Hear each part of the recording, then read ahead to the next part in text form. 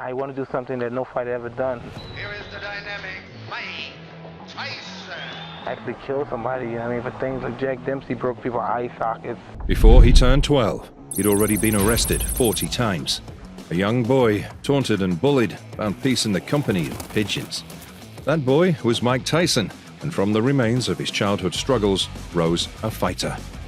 Punchers are not made, they are born. He was born a puncher. It's just my nature, you know what I mean?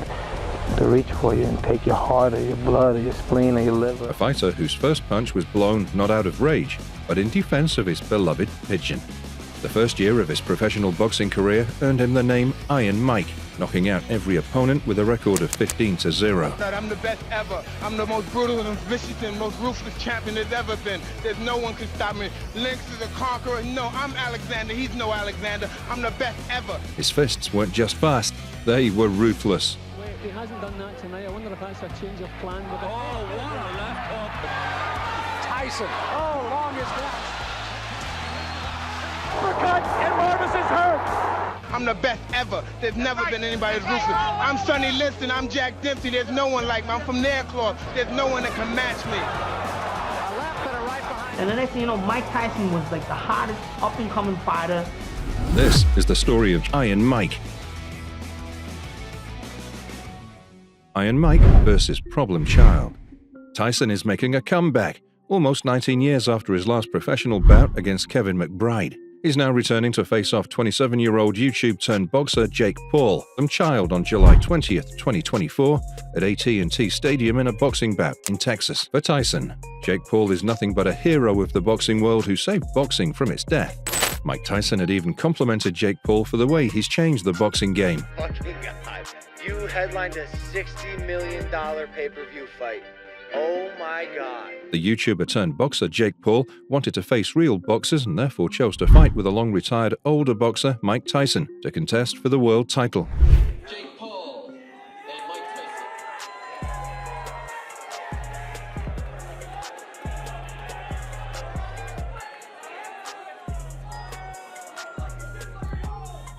Mike Tyson, who's also earned the names Baddest Man on the Planet and Kid Dynamite, is training to revive his name in boxing history. SeatGeek.com is where you can get the tickets. All right, Nikita, let's bring him out to square off these incredible fighters. Make some noise. It seems Tyson is excited and shaped to face off with powerful and young Jake Paul. But there's a concern that Tyson might face a knockout in the bout. That's not the guy I'm going to be fighting. This guy's going to come, he's going to try to hurt me, which I'm accustomed to, and he's going to be greatly mistaken. Mike Tyson's fans, too, are concerned for Tyson's safety, especially given Jake Paul's continuous threats in his controversial videos and messages. But Tyson isn't holding back, too. He's expressing his strength, showing he's ready to give it all. Day 2, I'm getting ready for you.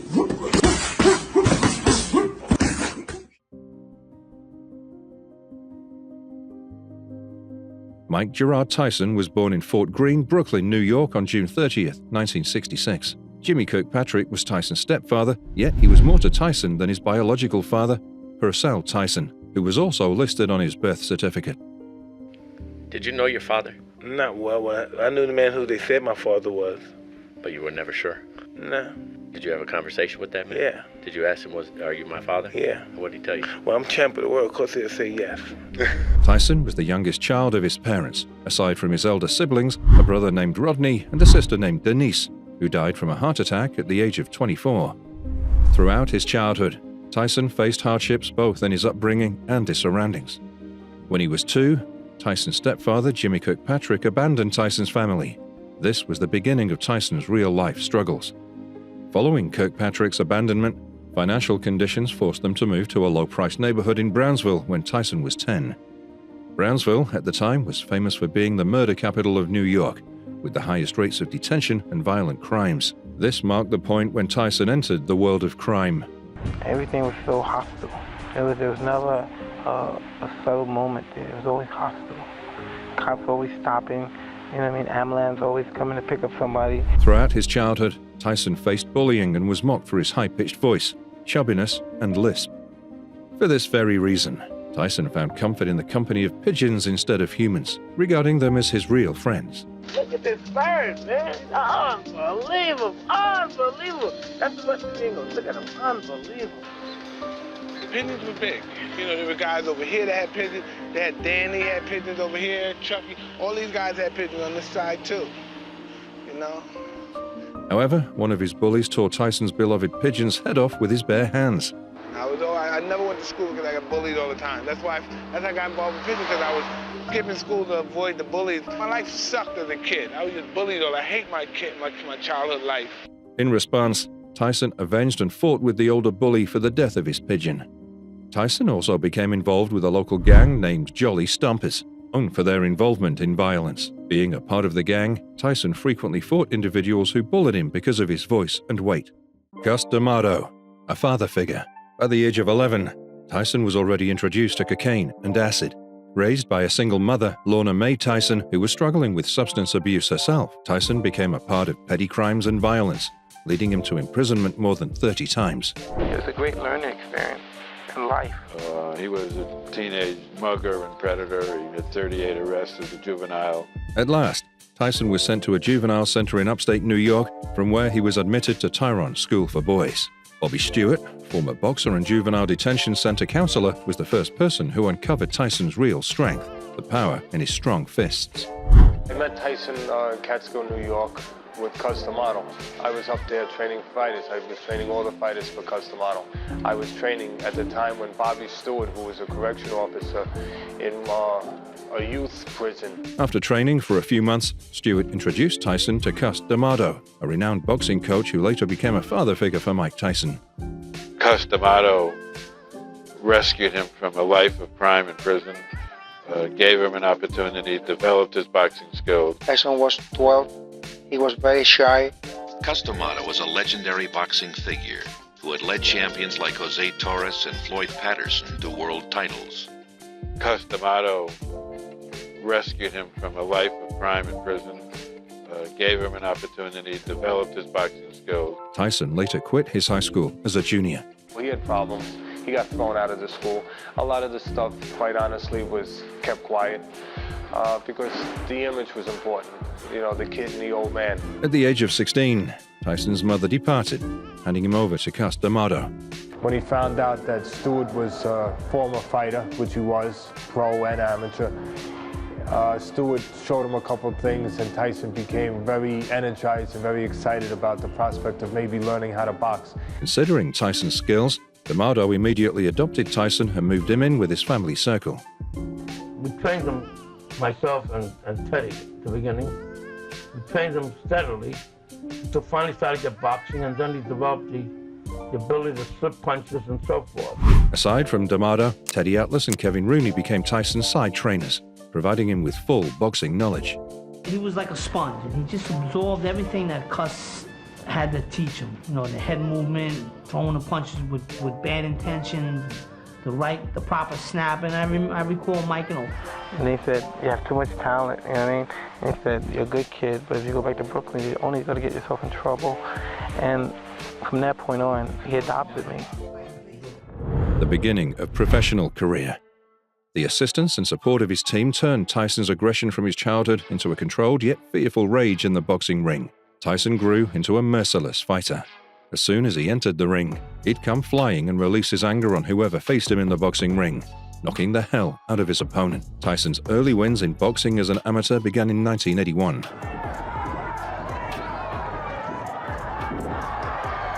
He won his initial gold medals in the 1981 and 1982 Olympics, following the defeat of Joe Cortez in merely 8 seconds in June 1981.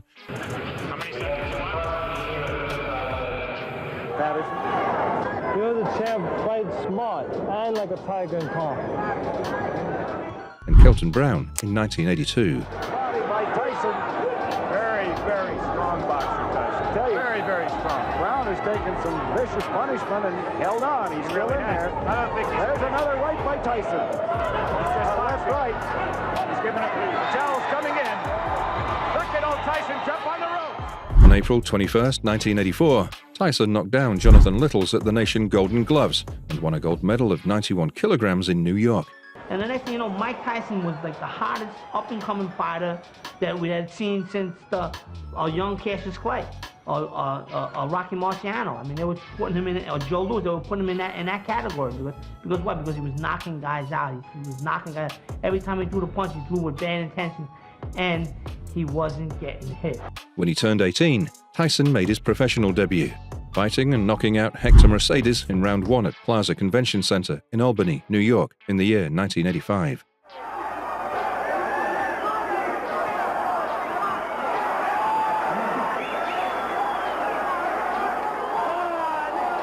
Between 1985 and 1986, Tyson was successful in claiming the winning title 27 times, with a KO, knockout, or TKO, technical knockout.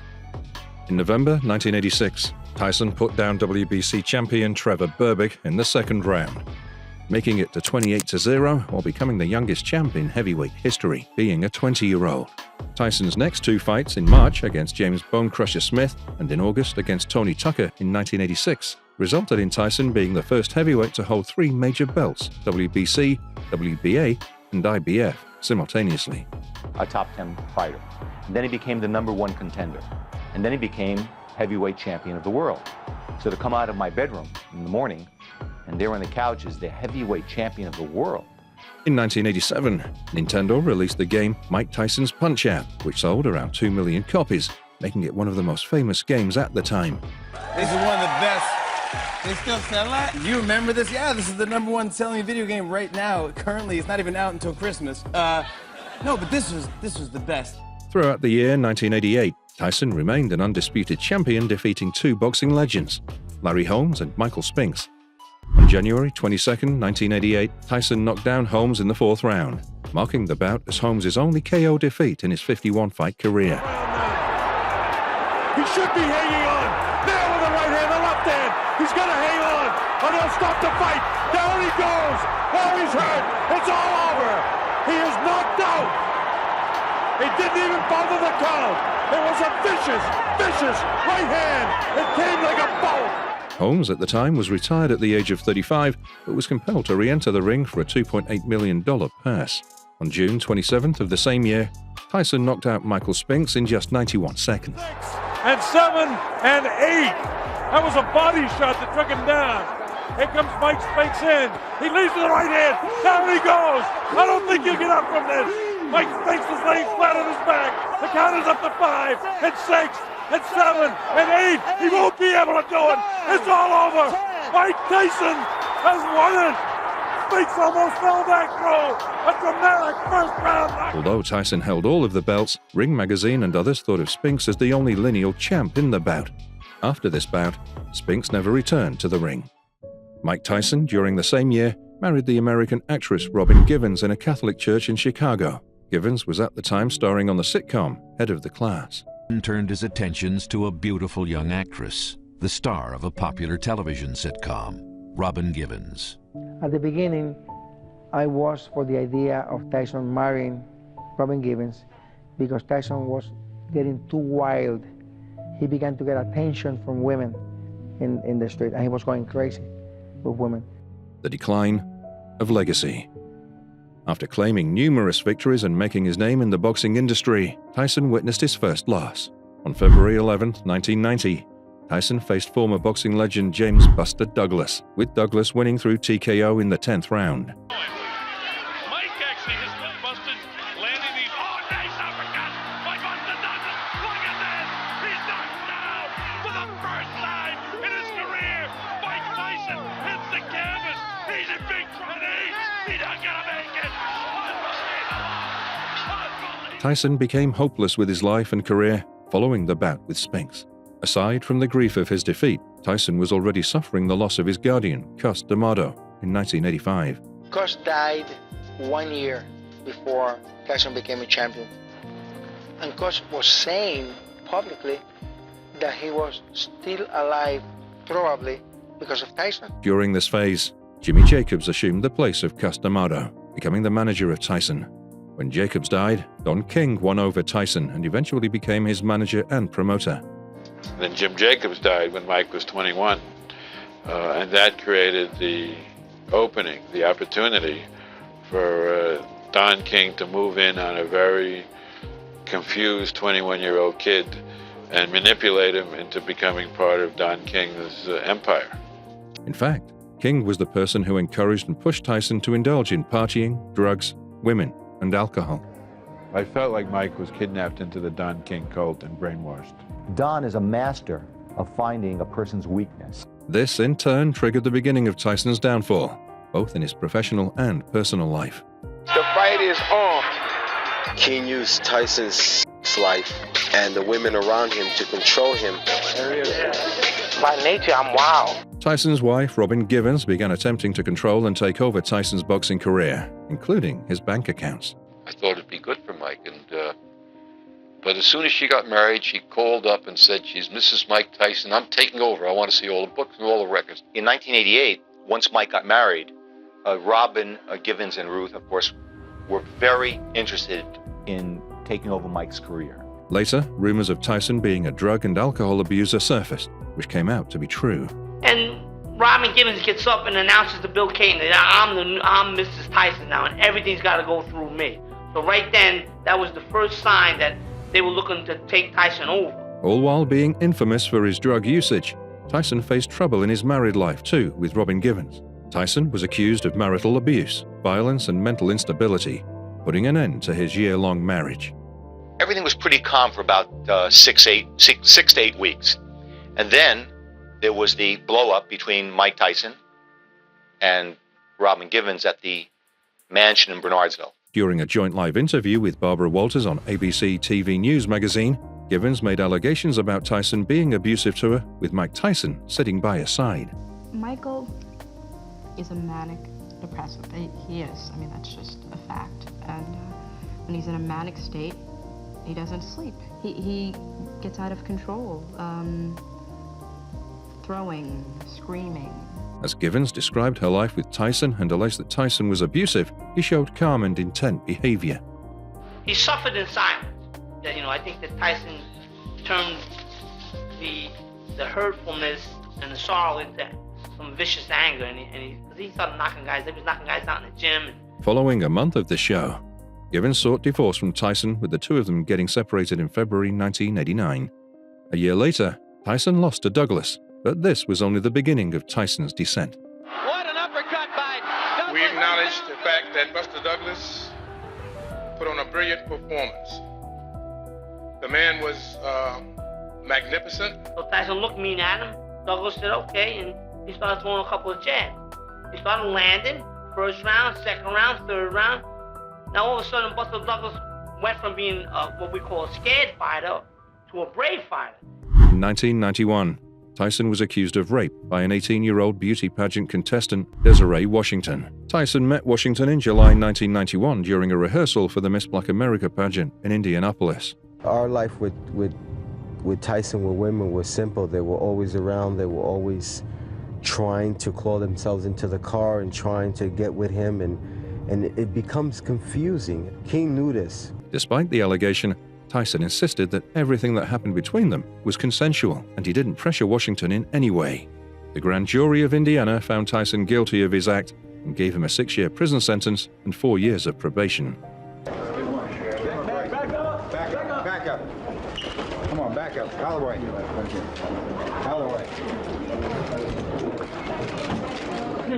Tyson began serving his sentence in March 1992 at Indiana Youth Center. Running around trying to grab people.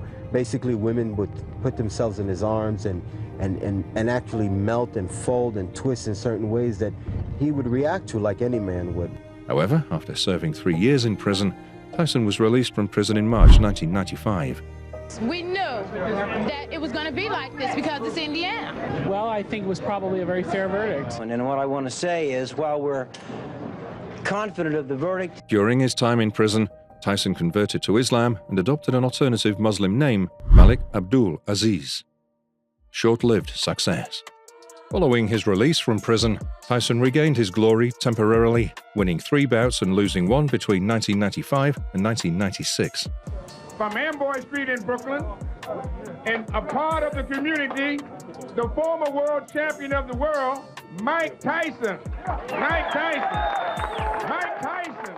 In 1995, Tyson defeated Peter McNeely in the first round, McNeely's bout attracted 1.55 million PPV buys and generated $95 million. Mike Tyson encountered Frank Bruno and Bruce Seldon in 1996. Tyson reclaimed the WBC title by TKO with Frank Bruno in the third round. Looking for the Tyson who fought McNeely and Mathis. Here's a combination uppercut by Tyson. Tyson laying it on, pouring it on. Down goes Bruno into the ropes. And secured the WBA title by a KO of Bruce Seldon in round 1. It's time. Yeah, a nice long rest there, but he has felt. Back comes Seldon. And Tyson with a left hook, and Seldon is down on his stomach. Steve, there are two unalterable truths in boxing. If you have a great chin, you don't have a great chin, you can't get one. You get it. He's wobbly. You can always over. punch, and that's it. It's over in the first round. In November 1997, Tyson faced former professional American boxer Evander Holyfield and lost his WBA title after experiencing a TKO in the 11th round.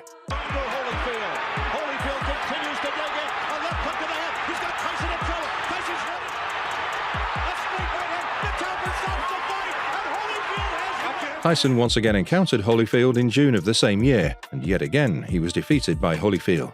This time, Tyson didn't lose by KO or TKO, but rather a DQ, disqualification, in the third round after he'd bitten a chunk of Holyfield's ear off. The first bite got Tyson a 2-point deduction, but Tyson didn't stop there and went for another bite, resulting in the halt of the bout.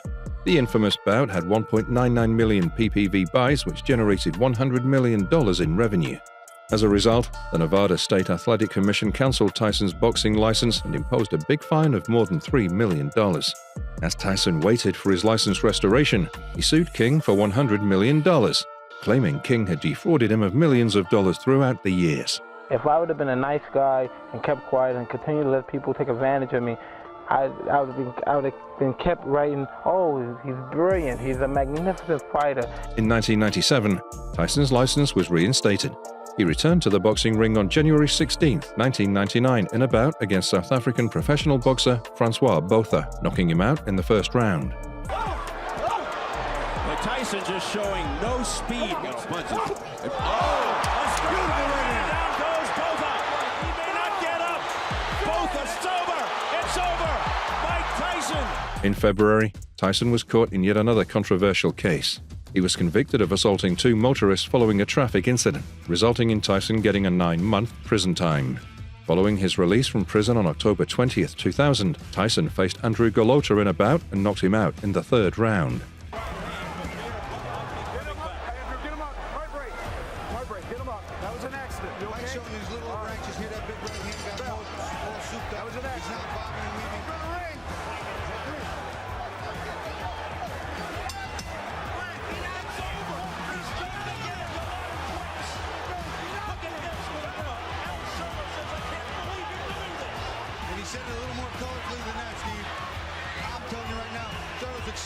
He's upset, and I'll tell you what, it was a better round considering the first round. The bout's result was later switched after Tyson failed his post-fight drug test for marijuana. I'm not bigger than boxing. Boxing doesn't need me, but I can survive without boxing, just like boxing can survive without me.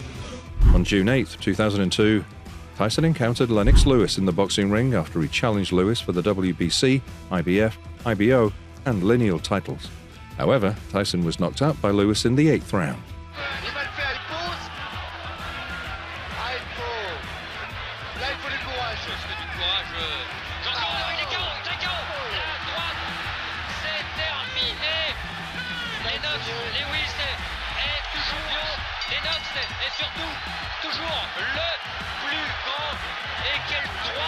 This bout took place in Memphis, Tennessee, after Nevada and other states refused to grant Tyson a license. The bout became the highest-grossing event at the time, with 1.95 million PPV buys, generating around $112 million in the US. Tyson's final victory of his boxing career was witnessed in his bout in February 2003 against Clifford Etienne, which ended in Etienne getting knocked out in merely 49 seconds.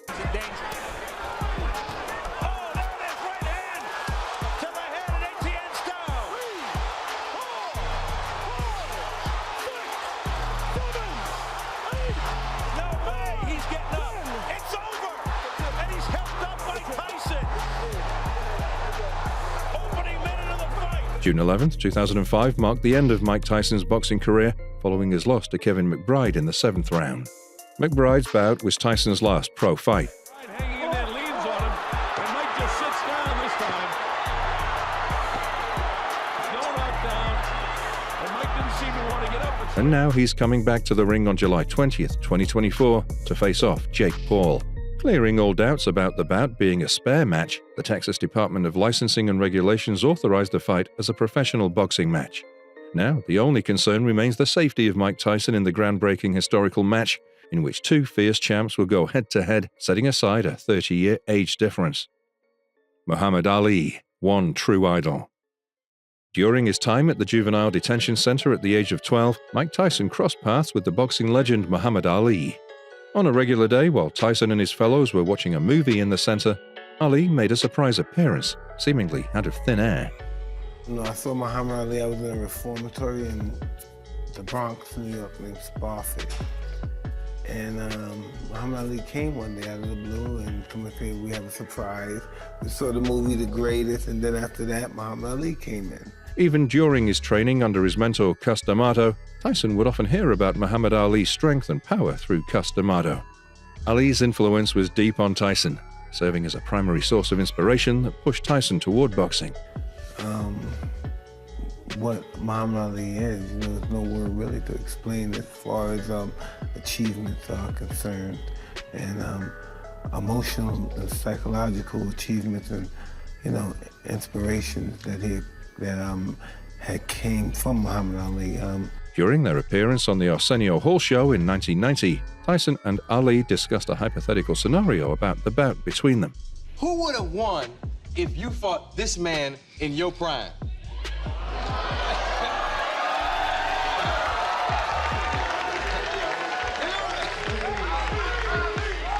Mike Tyson's admiration for Muhammad Ali was evident throughout his career, as demonstrated in his fight against Larry Holmes.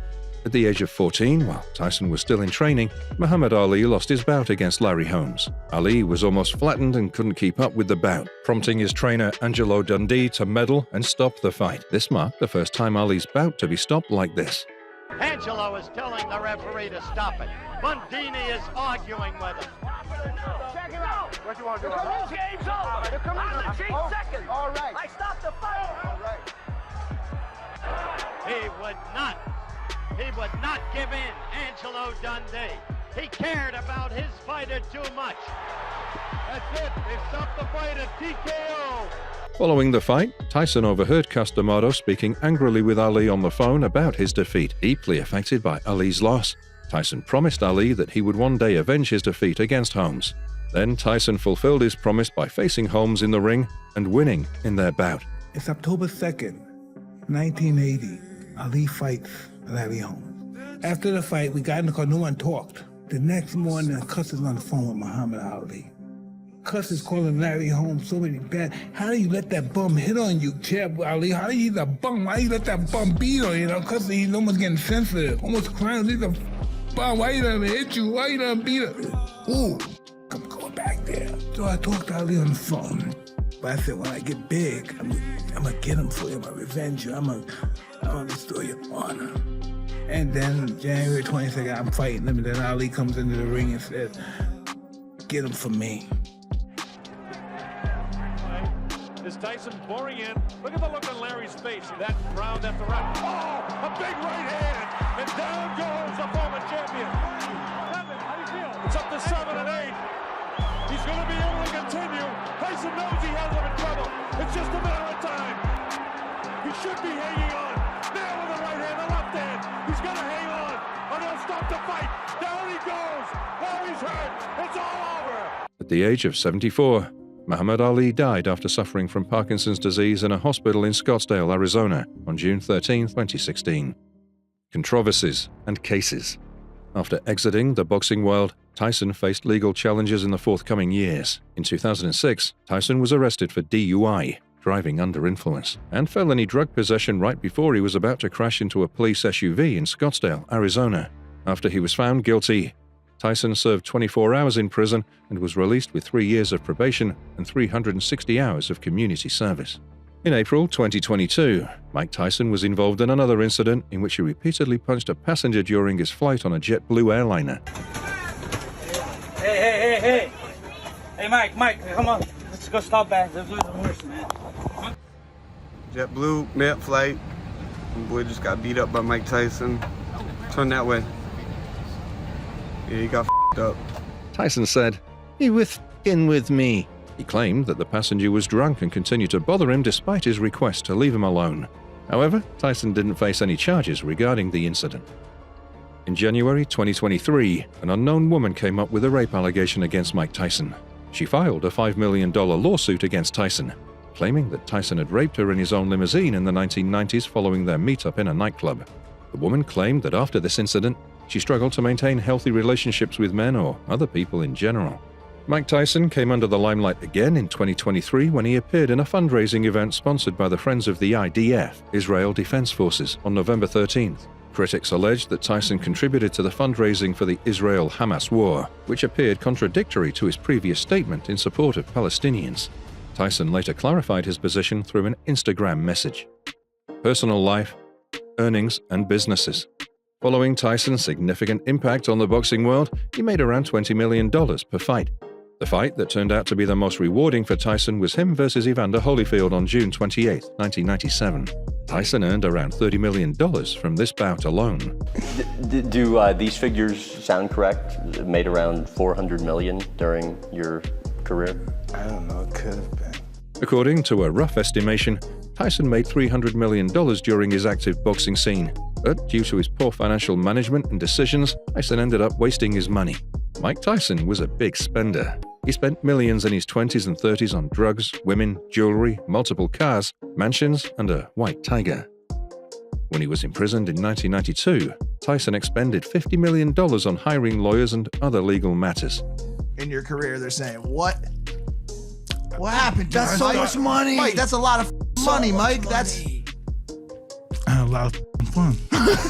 Did you guys not just... Tyson reportedly spent approximately $410,000 on his party at his luxury estate when he turned 30. He also spent $4 million on his Connecticut mansion, $2.2 million on a gold bathtub, $125,000 annually on an animal trainer for his pets, $500,000 on a limited edition Bentley Continental SC, and various other luxury items. I put a great emphasis on it. You know, I never really, I come very, from a broke background, so I never really had great emphasis. I never really learned the art of handling money as a kid. $4.5 million on automobiles and motorcycles. Give automobiles to 15 women and 2 men. Once crashed your Rolls Royce and told cops to keep it. Spend $240,000 monthly in just walking around money. Tyson's wasteful spending led to his bankruptcy filing in 2003. His financial sufferings were increased when he faced legal troubles due to cocaine abuse, resulting in his arrest. Following a decade, when Tyson returned from rehab, he was able to recover from both his financial difficulties and substance abuse issues. But how does that happen? Just being reckless, and young and foolish and stuff, and really not caring. In an effort to pay off his debts, Tyson tried using exhibition bouts, which he called Tyson's World Tour. In his first bout, he came into the ring with journeyman heavyweight Corey Sander.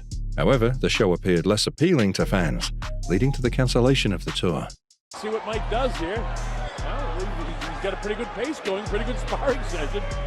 Digging body shot by Mike. Mike Tyson's current net worth is $10 million, a significant decrease from his boxing career earnings. Throughout the years, Tyson has authored and published numerous books, including Undisputed Truth, Iron Ambition, My Life with Cuss, and L'Arte de la Guerra. In addition to authoring books, Tyson has appeared in several TV shows and movies, including Rocky Balboa, The Hangover, One Man Show, Law and Order, SVU, Mike Tyson Mysteries, Titular Character, IP Man 3, and Girls 2. Mike Tyson? This is my favorite part coming up right now. I can feel it coming in the air tonight. Of course, my guy. Hey, come on. Do we need a musical? In March 2015, Tyson was featured in Madonna's track Iconic. Currently, Tyson is hosting his podcast, Hot Boxing with Mike Tyson. In addition to his TV shows and music collaborations, 2 documentaries, Tyson and Mike Tyson the Knockout, were based on Tyson's life. In 2016, Mike Tyson, along with partner Rob Hickman, launched his cannabis business venture named Tyson Holistic Holding, comprising of 2 companies, Tyson Holistic and Tyson Ranch. This stuff is his stuff. Cannabis grown for his business, Tyson Ranch. Tyson released his company's first product, CBD-rich pain relief cream called Copper Gel Ice, in 2018. In 2021, Tyson launched another cannabis business called Tyson 2.0 in collaboration with Columbia Care. This new venture represented an advanced version of his first business. When you reach the top, where do you go? For me, the future. To become timeless. The product line includes cannabis flowers, concentrates, and consumables. Currently, Tyson 2.0 is expanding internationally and generating significant revenue.